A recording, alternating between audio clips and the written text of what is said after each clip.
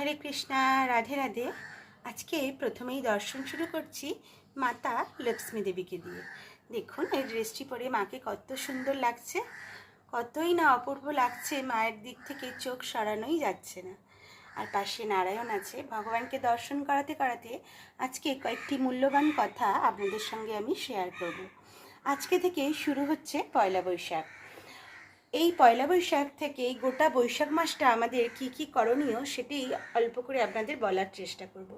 অবশ্যই প্রাতঃস্নান করবেন, ভগবানকে ধূপ দ্বীপ দিয়ে আরতি করবেন, ভগবানের শ্রী চরণ কমলে সাদা চন্দন সহযোগে তুলসীপত্র অর্পণ করবেন, তুলসী মহারানী প্রদক্ষিণ করবেন, আরতি করবেন এবং জল দেবেন তুলসী মহারানীর গড়ায়।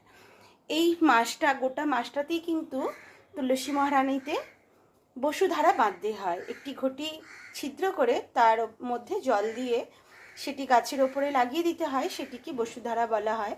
আপনারা সকলেই হয়তো জানেন সেটি। এগুলো কিন্তু অবশ্যই মেনে চলুন। কেন? এই বৈশাখ মাস হচ্ছে ডিসকাউন্টের মাস।